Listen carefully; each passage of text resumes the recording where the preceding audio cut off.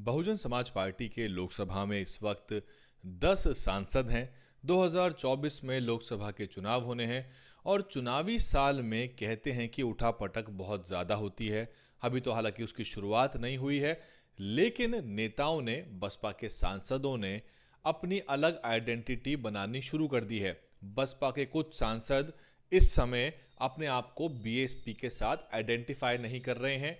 उनके कार्यक्रमों में बसपा के नीले झंडे नहीं हैं, उनकी बातचीत में, उनके भाषणों में बसपा का और बहन मायावती का नाम नहीं है। और ऐसा नहीं है कि ये लोग ऐसा पहले नहीं करते थे। पहले ये लोग बहन मायावती का नाम और बीएसपी का नाम लगातार लिया करते थे। तीन प्रमुख नाम इसमें निकल के आए हैं जो बीएसपी के 10 सांसद हैं लोकसभा में। अमरोहा के सांसद दानिश अली साहब और मल्लुक नागर जो है बिजनौर के सांसद, और तीसरा नाम है अंबेडकर नगर के बीएसपी सांसद रितेश पांडे। हम मल्लुक नागर की बात पहले भी कर चुके हैं। वो बजट की तारीफ कर रहे हैं, वो बहुत गुणगान कर रहे हैं बजट का। और बीएसपी के सांसद दानिश अली, इनकी दोनों की बात अलग से हम करेंगे और बताएंगे आपको ऐसा क्यों होता है चुनावी साल में। लेकिन फिलहाल बात करते हैं रितेश पांडे की। रितेश पांडे अंबेडकर नगर से बीएसपी के सांसद हैं, युवा हैं और राजनीतिक परिवार से हैं। इनके पिता राकेश पांडे पहले बसपा के सांसद रह चुके हैं, उसके बाद वो सपा के विधायक भी रह चुके हैं। और पिछले साल जून के महीने के आसपास रितेश पांडे के पिता राकेश पांडे जी ने सपा ज्वाइन कर ली थी और काफ़ी कुछ सवाल उठे थे कि क्या होने वाला है, रितेश पांडे भी क्या जाएंगे उनके साथ साथ। लेकिन इस समय रितेश पांडे अपने संसदीय क्षेत्र में जनसंपर्क अभियान कर रहे हैं, रैली निकाल रहे हैं, रोड शो है, मीटिंग्स हैं, तरह तरह के वो जो है अपनी ज़मीनी गतिविधियां कर रहे हैं। कमाल की बात यह है कि उसमें से बसपा का झंडा, बसपा का नामो निशान पूरी तरह से गायब है। तो अब आप कह सकते हैं, कंक्लूड कर सकते हैं क्लियरली कि अब रितेश पांडे लोकसभा के सांसद तो हैं, लेकिन वो बसपा के सांसद नहीं है। केवल टेक्निकली ही वो बसपा के सांसद हैं, क्योंकि ऐसा लिखा हुआ मिलेगा आपको, क्योंकि बसपा के टिकट पे जीत के आए थे। चुनावी साल में नेता कोशिश करता है कि आने वाली संभावनाओं के आधार पर वो अपना अलग वजूद बना ले। वही रितेश पांडे भी कर रहे हैं कि अपनी ज़मीन मजबूत कर रहे हैं, जनसंपर्क बना रहे हैं, नेटवर्क बना रहे हैं। इस यात्राओं के दौरान उनके पास हज़ारों की संख्या में मोबाइल नंबर और रिकॉर्ड और डेटाबेस उनके पास आ जाएंगे, जनसंपर्क उनका अच्छा हो जाएगा। ऐसे में कल को कहाँ से टिकट मिले, कौन सी पार्टी ज़्यादा जिताऊ उनको लगे, तो वो अपने पत्ते पूरी तरह से खोल रहे हैं। ये अमूमन होता ही है, बाकी पार्टियों के नेता भी ऐसे करते हैं। लेकिन रितेश पांडे की अगर आप लोकसभा की स्पीच सुनेंगे तो उसमें भी वो अब बसपा और बहन मायावती का नाम बिल्कुल नहीं ले रहे हैं। और अगर आप उनकी पुरानी स्पीच सुने, मैं थोड़ा सा आपको अंश सुना देता हूँ, इसको सुनिए आप कि इसमें वो क्या कह रहे हैं। पहले आपने मुझे यहाँ बहुजन समाज पार्टी और बहन कुमारी मायावती जी के विचारों को रखने का अवसर दिया, इसके लिए मैं आपका आभारी हूँ। ये ज़्यादा पुरानी स्पीच नहीं थी जो आपने अभी सुनी है, पिछले साल की फरवरी की थी। अब भी मैंने आपको बजट सत्र की स्पीच सुनाई थी थोड़ी सी। पहले वो बीएसपी और बहन मायावती जी को धन्यवाद करने से अपनी बात शुरू करते हैं, और बहुत से नेता ऐसे करते थे। हाँ, बसपा के जो दलित समाज के नेता हैं जो आरक्षित सीटों पे आए हैं, मसलन जैसे रामजी गौतम राज्यसभा में हैं, वो बहन मायावती का धन्यवाद करके अपनी बात शुरू करते हैं। नगीना वाले जो सांसद हैं वो क्योंकि दलित समाज से हैं, या संगीता आज़ाद हैं, वो सब बहन मायावती की बात करती हैं पहले। लेकिन ये सांसद जो हैं अब ये अपनी अलग राजनीति तलाश रहे हैं। और क्योंकि पिछली बार ये सब गठबंधन के प्रत्याशी थे, आपको याद होगा सपा बसपा गठबंधन था, तो कहीं ना कहीं इनको भी ये डर है कि बसपा से चुनाव लड़ना है या नहीं लड़ना, बसपा कितनी जिताऊ रहेगी। लेकिन इन नेताओं ने, इन सांसदों ने अब बीएसपी से अपना लगभग लगभग नाता तोड़ दिया है। वैसे भी दानिश अली साहब, आप जानते ही होंगे उनको, कि वो एचडी देवेगौड़ा की पार्टी छोड़कर आए थे पश्चिम उत्तर प्रदेश में, और उनको लगा कि ये अच्छा मौका हो सकता है, सपा बसपा गठबंधन एक जिताऊ सौदा होगा, और अगर बड़े पैमाने पर यह गठबंधन नहीं भी जीता तो कम से कम बसपा को 10 और सपा को 5 सीटों पर लोकसभा चुनाव में इसका फायदा हो गया था। लेकिन क्या बसपा के नेतृत्व को इससे कोई ऐतराज़ होगा? जाहिर सी बात है, ये सारी बातें बाकी के जो लोकसभा के सांसद हैं वो देख रहे हैं, सुन रहे हैं, उनको पता भी है।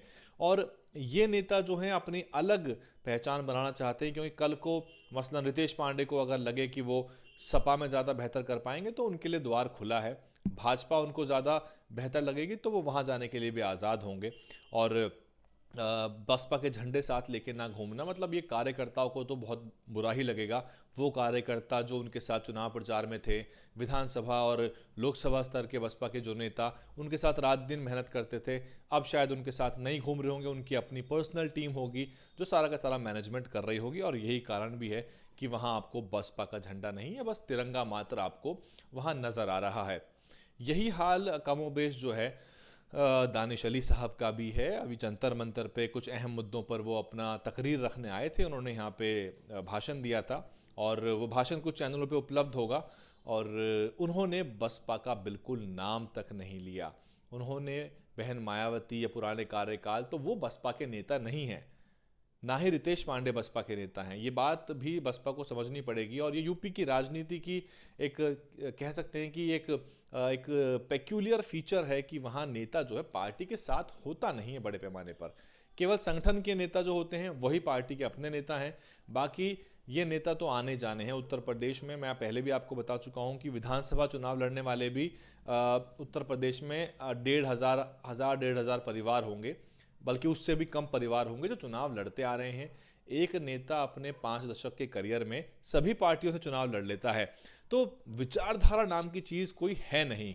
तो कोई सोचे कि ये हमारी विचारधारा, कोई विचारधारा नहीं है, सत्ता ही विचारधारा है, जीत ही विचारधारा है। जैसे मिल जाए, जहां मिल जाए, जिस तरीके से मिल जाए, नेताओं के लिए जीत बहुत महत्वपूर्ण है। और कुछ जो नेता हैं, कुछ जो पार्टियां हैं, उनको जिताऊ नेताओं की ज़रूरत होती है।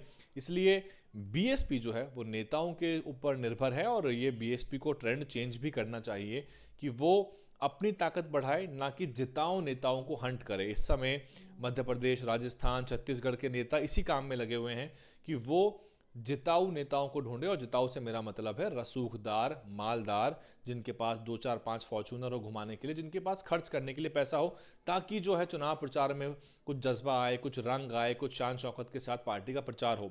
ये है तो अच्छा देखने में, लेकिन ये डेंजरस है, क्योंकि आप अपना घर मजबूत नहीं कर रहे। आप बीएसपी एज अ पार्टी जो है उसके नेताओं को सोचना पड़ेगा कि हम अपना मैकेनिज्म, अपना इंफ्रास्ट्रक्चर, अपनी हायरार्की, अपने संगठन को इतना मजबूत कर लें कि आपकी विधानसभा जिताऊ हो जाए, फिर आप वहां से जिस भी XYZ को चुनाव लड़वा दें, वो जीत जाए।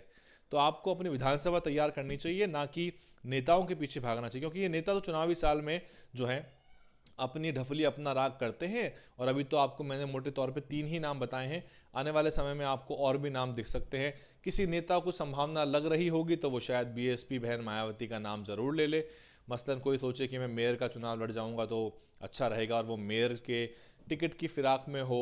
17 मेयर का चुनाव होना है, बहुत जल्दी काम ख़त्म भी हो गया है ओबीसी वाला, और अप्रैल में हो सकता है कि चुनाव आ जाएं। और तो ये मेयर के चुनाव भी महत्वपूर्ण है, लेकिन नेताओं की यही हालत है। और बीएसपी के जो कुल मिला के 10 सांसद हैं, अगर आप कहेंगे तो उसका हम एक लेखा जोखा दे देंगे कि कौन साथ है, कौन नहीं है, कौन साथ रहेगा, कौन नहीं रहेगा। उस 10 सांसदों की रिपोर्ट भी हम आपके लाएंगे। पूरे विश्लेषण पे आप क्या कुछ सोचते हैं, कमेंट करके बताइए। क्या नेताओं को ऐसा करना चाहिए? क्या पार्टी कुछ कर सकती है ऐसे में? क्योंकि नेता जो है अपनी अकड़ दिखाते हैं, क्योंकि नेताओं को पता है कि हम कहीं और से भी जीत के आ सकते हैं, खर्चा तो चुनाव में हम ही करते हैं। ऐसे में नेता इंडिपेंडेंटली बिहेव करते हैं, और पार्टी के साथ ज़्यादा सक्रिय होकर नहीं रहते, क्योंकि उनको पता है कि हम किसी भी पार्टी से जीत सकते हैं। पूरे विश्लेषण पे आपका क्या कुछ कहना है, कमेंट करिए। DNN हिंदी को सब्सक्राइब करने के लिए दबाएं लाल रंग का सब्सक्राइब बटन और घंटी का बटन दबाकर ऑल नोटिफिकेशंस पर क्लिक करें। चैनल को जिंदा रखने के लिए नीले रंग का ज्वाइन बटन दबाकर चैनल को आर्थिक सहयोग करें।